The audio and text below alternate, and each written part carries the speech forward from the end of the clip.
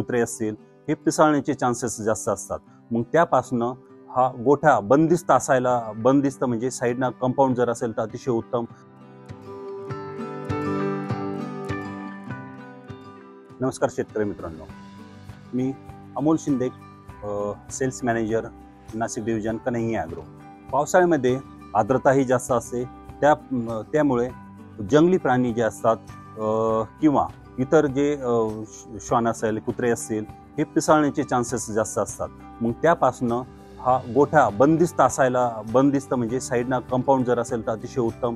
गायींसाठी पावसाळ्यात जो आपल्याकडे झाडं असेल किंवा बाकीचे काही फांद्या असतील झाडांच्या, त्यापासून कुंपण करणं आवश्यक आहे.